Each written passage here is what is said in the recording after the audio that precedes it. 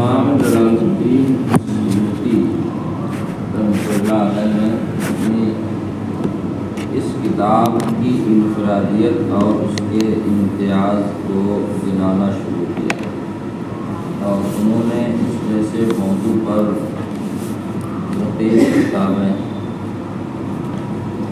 لکھی جن کا موضوع تھا تذکرہ اور ترجمہ، اور مختلف اعیان امت کے طبقات کا احاطہ کرنے کی کوشش کی، لیکن انہوں نے ہر طبقے کو الگ الگ کتابوں میں مخزون کیا۔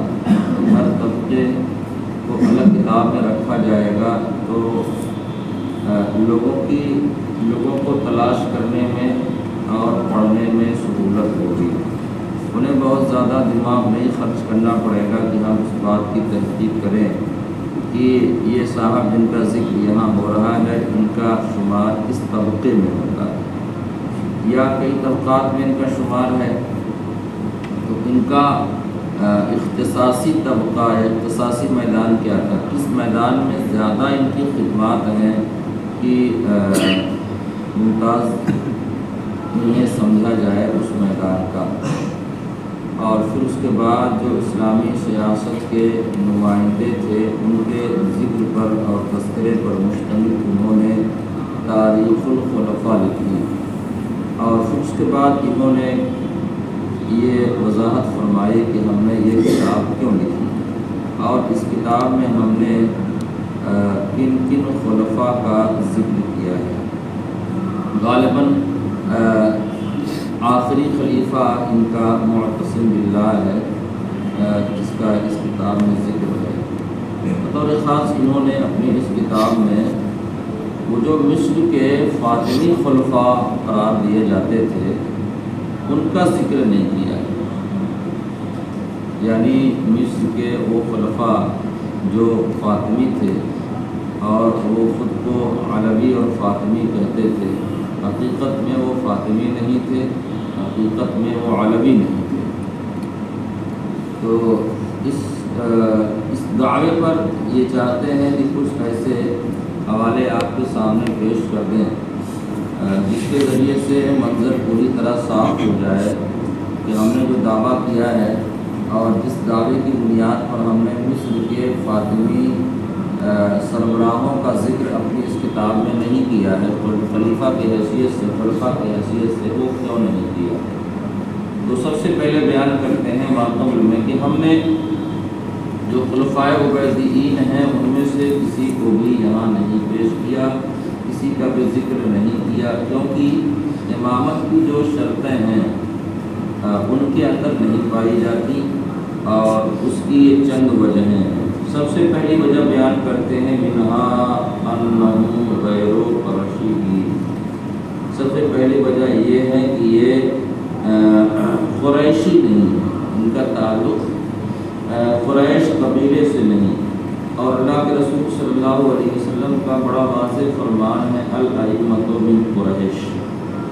ائمہ ہوں گے جنہیں بھی خلیفہ نامزد کرنا ہوگا یا جو خلافت کے اہل قرار دیے جائیں گے ان کا قریشی ہونا ضروری ہے، الائمۃ من قریش۔ سب سے پہلا ان کا دعویٰ کہ یہ قریشی نہیں ہے۔ اب جب قریشی نہیں ہے تو مصر میں اور پوری دنیا میں ان کا جو ذکر ہو رہا ہے فاطمی کی حیثیت سے، تو اب انہیں فاطمی کیوں کہا جاتا ہے؟ فاطمی کہا جائے یا علوی کہا جائے، اگر یہ دونوں کہا جا رہا ہے تو یہ ہو گئے قریشی۔ قریشی ہو گئے تو ان کا ذکر اس کتاب میں ہونا چاہیے، جیسے آپ نے دیگر خلفاء کا ذکر کیا ہے ایسے ان کا بھی کرنا چاہیے۔ اب یہ وضاحت فرماتے ہیں کہ یہ قریشی نہیں ہے۔ قریشی نہیں ہے تو فاطمی تو کہتے ہیں اپنے آپ کو، اور جب فاطمی کہتے ہیں تو قریشی ہو گئے۔ تو بیان کرتے ہوئے انما سمتہم بالفاطمیین جاہلۃ العوام، انہیں جاہل عوام نے، اب وہ کس بنیاد پر کہا نہیں معلوم، ہو سکتا ہے ان کے اپنے دعوے رہے ہوں، ان کی اپنی گزارشات رہی ہوں، ان کا اپنا جبر رہا ہو جس کی بنیاد پر انہوں نے کہلوایا ہو۔ اس سے سمجھ میں آتا ہے کہ یہ غیر سید کا سید بننا ٹھیک ہے نا. اس کے لیے ماحول سازی کی جاتی ہے، ماحول سازی کی جاتی ہے، پھر اس کے بعد کوئی غیر سید بن کر تیار ہوتا ہے. ایک بہت بڑے خطیب نے ایک سید کے بارے میں کہا کہ میں اس بات کی گواہی دے سکتا ہوں کہ وہ صاحب سید ہیں. بولے حضرت آپ اگر گواہی دے دیں گے تو پھر آپ کی گواہی کیسے کوئی رد کر سکتا ہے؟ ان کے بارے میں تو مشہور ہے کہ وہ سید نہیں ہیں اور فلاں خاندان سے ہیں، ان کے بھائی صاحب کچھ اور ہیں، ان کے بھائی صاحب کچھ اور تھے، اور آپ کہہ رہے ہیں کہ میں گواہی دے سکتا ہوں کہ وہ سید ہیں. آپ کو کیسے معلوم کہ آپ نے ان کا شجرہ نسب دیکھا ہے؟ ان کے والد صاحب تو سید نہیں تھے، ان کے بھائی صاحب بھی بولتے میں سید نہیں ہوں، اکیلے وہی سید ہیں، اور آپ گواہی دے دیں گے تو ظاہر سی بات ہے ماننا پڑے گا. تو کیسے گواہی دے سکتے ہیں؟ آپ کے پاس کیا ثبوت ہے؟ تو انہوں نے کہا کہ میں اس بات کی گواہی دے سکتا ہوں کہ وہ سید ہیں. کیوں حضرت؟ بولے کیونکہ وہ میرے سامنے سید بنے ہیں، میرے سامنے انہوں نے سید سازی کا کردار ادا کیا ہے، تو میرے سامنے بنے ہیں تو میں کچھ کہہ سکتا ہوں کہ ہاں یہ وہ سید صاحب ہیں جو میرے سامنے جنہوں نے سید بن کر دکھایا ہے. اور جب بن کر دکھا رہے ہیں تو ظاہر بن کر سید ہونے میں کیسے ہم شک کر سکتے ہیں، کیسے نہ گواہی دیں؟ تو یہ جو آج کا ہے، اور یہ بھی الگ مسئلہ ہے کہ مثال کے طور پر آپ ہیں امبیڈکر نگر کے، لیکن سید امبیڈکر نگر میں آپ نہیں بنتے، دارجلنگ چلے جاتے ہیں آپ، ٹھیک ہے نا، وہاں جا کے آپ سید بنتے ہیں. گجرات کے کسی کونے خطرے میں پہنچ جاتے ہیں، وہاں آپ سید بنتے ہیں. بلرام پور کے ہیں، چلے گئے بنگال، وہاں سید بن گئے. ایسے بہت سے لوگ ہیں، بلرام پور بھی ہیں، ایسے ایسے علاقوں میں سید بنے. اور جو اصلی ہیں ظاہر سی بات ہے وہ تو ہے، جو اوریجنل ہے ان کے بارے میں کسی کو کوئی کلام نہیں ہو سکتا. بہرحال یہ حکومت میں تھے، اور حکومت میں ہونے کے باوجود حکومت اگر ماحول سازی کرے تو اس میں یہ تاب ہے کہ حکومت کے جبر کے خلاف وہ آواز بلند کر سکے. سید ہونے کے لیے حضرت فاطمہ کی اولاد علوی ہو سکتا ہے، نہیں ہو سکتا. حضرت فاطمہ کی جو اولاد وہی نا اللہ کے رسول کی نسل سے ہوئے. حضرت علی کی دیگر ازواج سے جو اولادیں ہیں وہ اللہ کے رسول کی نسل سے کہاں ہیں؟ وہ علوی کہلاتی ہیں اور یہ سید کہلاتے ہیں. اور سید کا لفظ سب سے پہلے حضرت حسن مجتبی رضی اللہ تعالیٰ عنہ کے لیے استعمال کیا خود اللہ کے رسول صلی اللہ علیہ وسلم. جب وہ بشارت عطا فرمانی ہوئی کہ میرا یہ بیٹا سید ہے،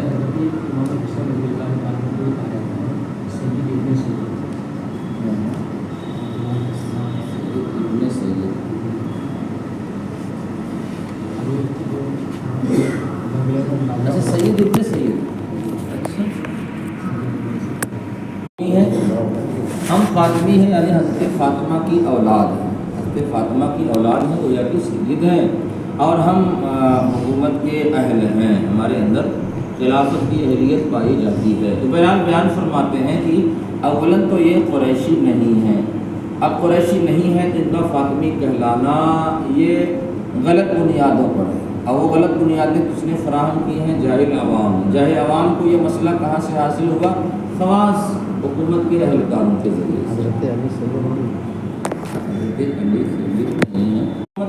بالفاطمیین جہلت العوام کہ مصر کے جو خلفاء گزرے ہیں حکومت کرنے والے لوگ، جنہوں نے اپنے آپ کو فاطمی یا علوی کہا کہ فاطمہ کی اولاد کا، حقیقت میں وہ فاطمی نہیں تھے. انہیں فاطمی جاہل عوام نے ان کا نام فاطمی رکھا.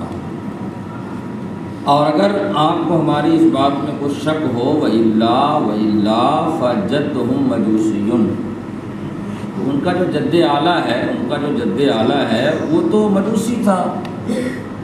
قال القاضی عبد الجبار البصری، اب حوالے نقل کر رہے ہیں، یہ بہت مطلب بڑے محقق ہیں سیوطی صاحب، کہ اپنی بات کہنے کے بعد بہت تفصیل اپنی باتوں میں نہیں کرتے، سب سے پہلے حوالے نقل کرتے ہیں. کہ ہم نے کوئی بات اپنی جانب سے نہیں کہی۔ قاضی عبدالجبار بصری نے یہ باتیں رکھی ہیں۔ اسم جد الخلفاء المصریین سعید، ٹھیک ہے، کہ خلفاء مصریین کے دادا کا نام کیا تھا؟ سعید تھا، ٹھیک ہے نا۔ وکانا ابو، اور سعید کے باپ کیا تھے؟ یہودی تھے، حداد تھے، اور اس کے بعد جو ہے نشابہ، کیا مطلب ہے اس کا؟ وہ جو تیر سازی کا وہ کیا بولتے ہیں کام کرتے ہیں، تیر سازی کا، تیر بنانے کا کام کرتے ہیں، اس طرح کے حداد تھے۔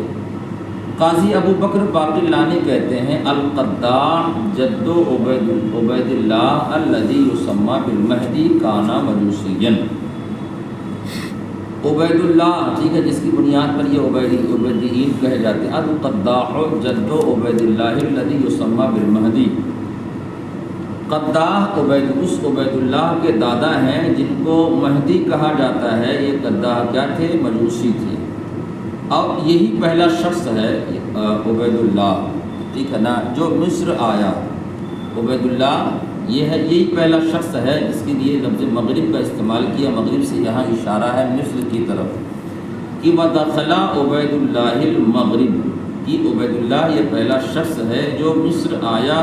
وَادَّعَىٰ أَنَّهُ عَلَوِيٌّ، اور اس نے مصر میں آنے کے بعد اس بات کا دعویٰ کیا کہ وہ علوی ہے، ٹھیک ہے۔ تو کہتے ہیں کہ جب یہ علوی ہے تو اب ظاہر سی بات ہے اس کے علوی ہونے کی سند اسے دینی ہوگی۔ اب اسے اپنا شجرہ نسب بیان کرنا ہوگا، اس کے شجرہ نسب کو جانچا جائے گا علماء نسب، علماء انساب کی تحقیقات کی روشنی میں۔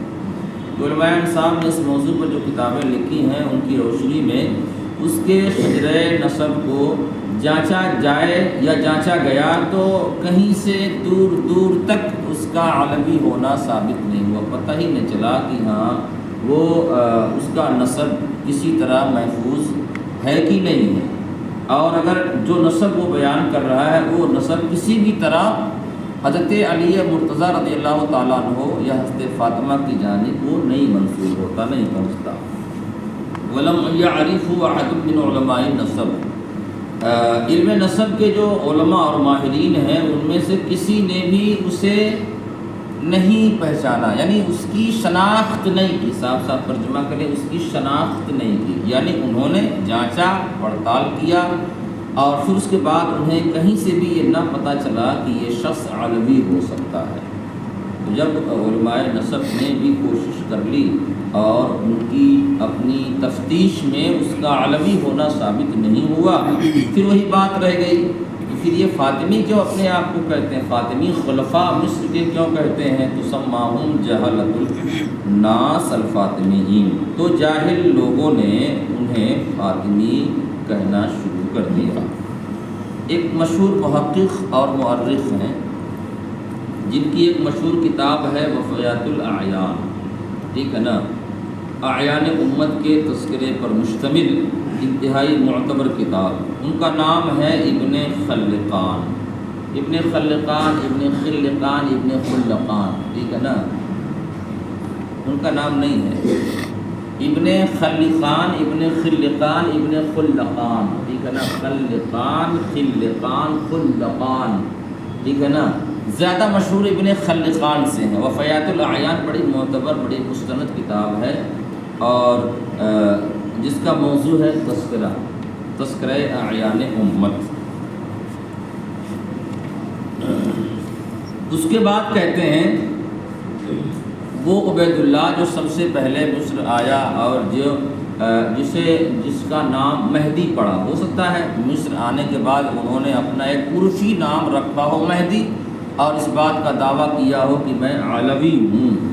یہ بھی ماہر انساب ہیں اور ان کی اپنی تحقیقات جو خفیات الاعیان میں ہیں وہ بہت معتبر ہیں۔ جب انہوں نے اس انسان کے نسب کی تحقیق کی تو یہ جملہ یہ پڑھ لیجیے کہ یہ تعصب ان کا رہا، اکثر اہل العلم لا یصححون نسب المہدی عبید اللہ جد خلفاء مصر، کہ اکثر اہل علم مہدی عبید اللہ جو مصر کے خلفاء کا جد اعلیٰ ہے اس کے نسب کو صحیح نہیں پاتے، اس کے نسب کی تصحیح نہیں کرتے۔ مطلب یہ ہوا کہ اس نے جو نسب اپنا ذکر کیا ہے اسے صحت پر نہیں پاتے، صحیح نہیں قرار دیتے، غلط بیانی سے وہ کام لے رہا ہے، اس کے اپنے دعوے اس کے نسب کی تحقیق کیا بولتے ہیں تائید نہیں کرتے، یا اس کا نسب اس کے دعوے کی تائید نہیں کرتا۔ تو یہ مشہور محقق ہیں جن کی کتاب پوری دنیا میں پڑھی جاتی ہے، ان کا بھی یہی کہنا ہے کہ اس کا جو نسب ہے، اس کا اپنا جو دعویٰ ہے اس کے فاطمی ہونے کا، تو جو اہل علم ہیں بطور خاص جو ماہرین انساب ہیں، جو محققین ہیں، وہ بھی اپنی تحقیق میں اس کے دعوے کو صحت پر نہیں پاتے، غلط ٹھہراتے ہیں۔ اب اس کے بعد ایک واقعہ ذکر کرتے ہیں، حتیٰ ان العزیز باللہ ابن المعز فی اول ولایتہ صعد المنبر یوم الجمعہ وجد هناک ورقۃ فیہا هذه الابیات کہ عزیز باللہ ابن معز اپنی خلافت میں کہہ لیجیے کہ اپنی حکومت کے شروعات میں، اپنے حکومت کی شروعات میں وہ منبر پر جمعہ کے، ظاہر سی بات ضابطہ یہ ہوتا تھا کہ جو حاکم اور جو خلیفہ ہوتا تھا وہی جمعہ قائم کرتا تھا، جو حاکم ہوتا تھا جمعہ کو قائم کرنے کا حق اسی کو حاصل تھا اور وہی خطبہ دیا کرتا۔ تو ایک دن جب وہ منبر پر جمعہ کے دن چڑھا تو وہاں اسے ایک پرچی ملی، اور اس پرچی میں یہ اشعار درج تھے، وہ اشعار آپ کے سامنے، انا سمعنا نسبا منکرا یتلا علی المنبر فی الجامع ان کنت فیما تدعی صادقا فاذکر ابا بعد الاب السابع وان ترید تحقیق ما قلته فانسب لنا نفسک کالتائبی او لا دع الانساب مستورا وادخل بنا فی النسب الواسع فإن انساب بنی ہاشم یقصر عنہا طمع الطامعی۔ یہ غالباً کسی اصلی سید کی طرف سے یہ اشعار لکھے گئے اور وہاں رکھے گئے۔ ظاہر سی بات ہے گھسپیٹھیا بولتے ہیں نا،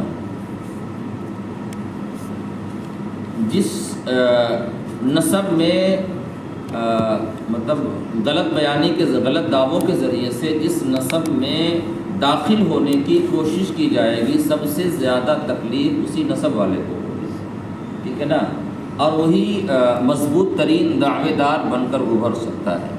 تو اشعار کا جو تیور ہے وہ تیور یہ بتا رہا ہے کہ اشعار کسی بنو ہاشم کسی سید کی طرف سے لکھے گئے اور بطور چیلنج اس سے کہا گیا کہ انا سمعنا نسبا منکرا، ناقابل قبول، منکر سے مراد ناقابل قبول، ہم نے ایک ناقابل قبول نسب کے بارے میں سنا جسے جامع مسجد کے منبر پر بیان کیا جاتا ہے، ٹھیک ہے۔ ظاہر سی بات ہے ان کے اپنے مختلف دعوے، جب ان کا حق تھا کہ بھائی ہم جمعہ کا خطاب کریں، جمعہ کی مسجد میں ہم منبر پہ جائیں، تو وہاں بھی ان کے دعوے ہوتے تھے کہ ہم فاطمین، ہو سکتا ہے کہ انہوں نے اپنے ناموں کو یا اپنے اجداد کے ناموں کو خطبے میں بھی شامل کر رکھا ہو اور ان کے اپنے دعوے وہاں موجود ہوں کہ ہمارا تعلق جو ہے فاطمی فاطمہ سے ہے، ہم علوی ہیں۔ تو کہتے ہیں کہ ہم نے ایک ناقابل قبول نسب سنا جو جامع مسجد کی منبر پر بیان کیا جاتا ہے، ان کنتا فیما تدعی صادقا، اگر تو اپنے دعوے میں سچا ہے تو اپنے ساتویں پشت میں تمہارے جو باپ صاحب تھے ان کا اس میں گرامی بیان فرما دو۔ ظاہر سی بات ہے شجرہ نسب تو محفوظ ہوگا نا، تبھی تو اس بات کا دعویٰ ہوگا کہ تم علوی اور فاطمی ہو۔ تو شجرہ نسب کی روشنی میں اپنے 7ویں باپ کے بعد جو باپ ہے، مطلب یہ ہوا کہ 8ویں پشت میں آپ کا جو جد اعلیٰ ہے اس کا اس میں گرامی آپ ذکر فرما دیں تو پتہ چل جائے گا کہ ہاں آپ کتنے کم چیلے ہیں. تو کہتے فذکر ابن بعد الاب السابع. اور اگر آپ چاہتے ہیں کہ اور اگر آپ اس چیز کی تحقیق چاہتے ہیں جو باتیں میں عرض کر رہا ہوں، ان تريد تحقیق ما قلته فانسب لنا نفسک کالطائعی، تو آپ ہمارے سامنے ایک فرما بردار فرزند کی طرح اپنا نسب بیان فرما دیں. ٹھیک ہے نا حضرت؟ اگر آپ کو ہماری بات میں کچھ شک ہے، اس کی تحقیق آپ چاہتے ہیں تو آپ بیان فرما دیں، خود بخود جو ہے منظر صاف ہو جائے گا. یا ایسا نہ ہو یا آپ ایسا نہ کر سکیں تو وہ نسب جو مجہول ہو، وہ نسب جسے مستور کا لفظ استعمال کیا ہے مراد ہے مجہول، آپ اپنا ایک مستور اور مجہول نسب چھوڑ دیں اور اپنے آپ کو فاطمی نہ کہیں اور ہمارے ساتھ جو ہے ایک بڑے نسب میں شامل ہو جائیں. بڑے نسب کا مطلب یہ ہوگا کہ جو نسب آپ کا جیسا ہو، جس طرز کا ہو اور جس نسب میں بے شمار لوگ ہیں، بڑا طبقہ جس نسب کا ماننے والا ہو یا جس نسب میں شامل ہو اس میں آپ شامل ہو جائیں. فَإِنَّ أَنْسَابَ بَنِي ہاشم، ظاہر سی بات ہے بنو ہاشم میں پیدا ہونے کی خواہش تو بہت لوگوں کو ہے، لیکن خواہش سے کچھ نہیں ہوتا، آپ تو پیدا ہو چکے ہیں نا، اور اتفاق سے آپ بنو ہاشم سے آپ کا تعلق نہیں ہے. یہ حضرت ہے، آپ تو پیدا ہو چکے ہیں اور آپ کا اتفاق سے بنو ہاشم سے کوئی تعلق نہیں ہے، تو اب فقط آرزو کرنے سے آپ کی آرزو نہیں پوری ہونے والی، آرزو کوتاہ رہ جائے گی. یوں کہہ لیجیے آرزو ٹکرا کر وہاں سے واپس آ جائے گی. فَإِنَّ أَنْسَابَ بَنِي ہاشم يَقْصُرُ عَنْهَا طَمْعُ الطَّامِعِ، اس لیے کہ بنو ہاشم کے جو نسب ہیں بے شمار آرزو کرنے والوں کی آرزوئیں وہاں سے واپس پلٹ آتی ہیں، کوتاہ ثابت ہوتی ہیں. بہتوں کو کلاس میں نیند آتی ہے. تو یہ پرچے انہوں نے بہت